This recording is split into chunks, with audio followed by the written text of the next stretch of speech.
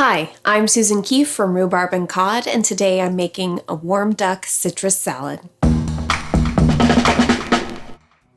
We're in the doldrums of winter, and while it's doing nothing for my tan, it has given me plenty of time to cook. One of my favorite ways to survive winter is to have a few kitchen projects on the go.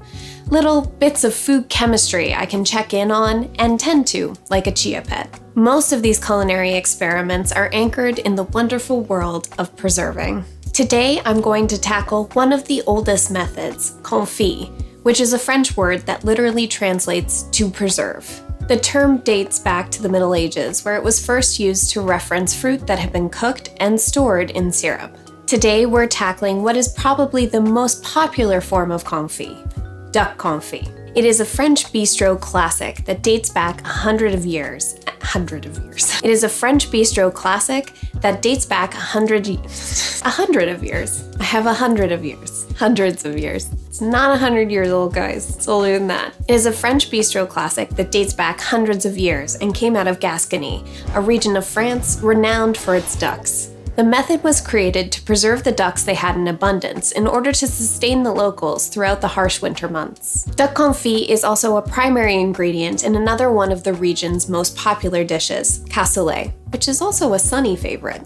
But despite its fancy French restaurant status, duck confit is actually incredibly easy to pull off at home. Sure, it takes a lot of time and you have to involve yourself with copious amounts of duck fat, but it's far more doable than most people realize. It's also an excellent blizzard activity and allows for the binging of many hours of crappy television. Basically, the process can be summed up like this. You salt the duck, you chill the duck, you put the duck in a vat of duck fat, and then you slow cook the duck. That's it. And because it's such a simple process, there's tons of room for experimentation. But let's talk about what we're making today. We're going to confit a couple of duck legs before finishing them with a blood orange honey glaze, and then perch them on top of shredded cabbage, accented with blood orange segments, cucumber, avocado, and sesame sticks. This recipe is a passing nod to both the French classic duck à l'orange and the 1960s American Chinese creation, the Chinese chicken salad. I have no reason for putting these two dishes together, and I'm not particularly loyal to either of them. My brain just sometimes takes me to strange places. Let's kick things off with a dry brine.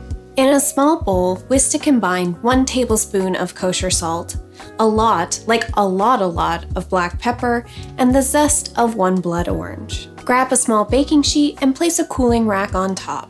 Arrange your duck legs on the cooling rack and pat them dry with paper towel. Coat the duck legs in the salt mixture, taking care to work it into every nook and cranny.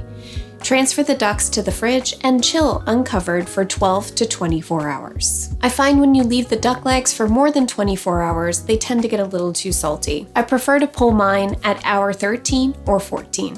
When your duck is done dry brining, give them a rinse with cold water and pat them dry. Transfer the duck legs to a casserole dish. Try to find a baking vessel that's narrow with high walls. It's easier to immerse your duck in fat this way. Now let's get the confit going. Preheat your oven to 200 degrees Fahrenheit. Pour 4.5 cups of melted duck fat into a small saucepan. Add 5 to 6 slices of fresh ginger, 5 to 6 anise pods, 1 cinnamon stick, 12 to 14 black peppercorns, and 12 to 14 whole cloves. Bring the mixture up to a boil, then take it off of the heat.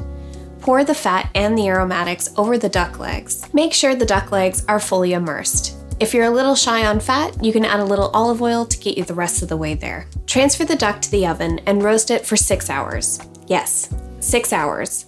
You're better off confiting your duck the day before you need it. And you can do that. You can confit your duck a month before you need it. As long as you keep it fully immersed in that fat, it's good and preserved. If you want to power ahead the day of, take your duck out of the oven and let it cool to room temperature before proceeding to the next step. If you opt to chill your duck overnight, make sure it comes back up to room temperature before continuing on with the recipe.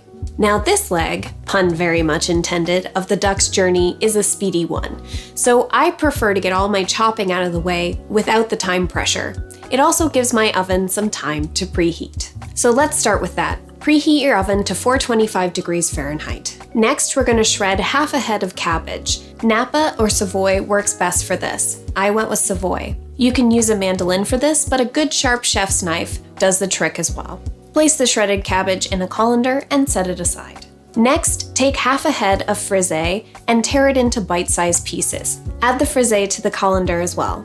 Rinse the cabbage and frisée under cold water and shake off the excess moisture. Leave it to drain in the sink. I always like to tackle washing my greens first, to give them a ton of time to dry. I am not a salad spinner person. Next, we're going to slice 2 Persian cucumbers. I like to slice mine nice and thin, but if you like them chunky, go for it. Then we're going to segment 3 blood oranges. Now, cutting orange supremes is fiddly and time-consuming work. If you prefer not to do it, you can skip it. Instead, you can simply peel the oranges and break them off into segments. But if you do go this route, make sure you have an extra blood orange around for juicing. Once you finish removing the segments from the orange, take what remains and squeeze it into a small ramekin. This should give you about 2 tablespoons of juice. If you elected to peel your oranges, grab the extra blood orange and squeeze half of it into a ramekin. Your oven should be up by now. Place a large Your oven should be up right now. Your oven should be up right now. Up by now. You up? Oh God. Your oven should be up by now. Place a large oven-safe skillet over medium heat. Take the duck legs out of the fat and shake off any excess. Place the duck legs in the frying pan, skin side up, and sear for a minute or 2 before transferring to the oven. Roast for 10 minutes. While the duck is roasting, add the orange juice to 3 tablespoons of honey. Add a tablespoon of soy sauce and whisk to combine. This will be our glaze. Next, we're going to make the dressing for our salad. Start by finely chopping 2 scallions and set them aside. Pour a 1/4 cup of neutral oil into a medium-sized bowl. Add a 1/4 cup of rice wine vinegar, 1 tablespoon of soy sauce, 1 teaspoon of granulated sugar, and 2 teaspoons of sesame oil. Finally, add the scallions you chopped earlier and whisk to combine. Set it aside. By now, your duck should be done roasting.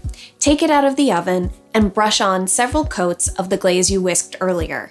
Return it to the oven and roast for an additional 10 minutes. While the duck is on its second trip to the oven, slice an avocado. I always like to leave this to the last minute because avocados love to brown.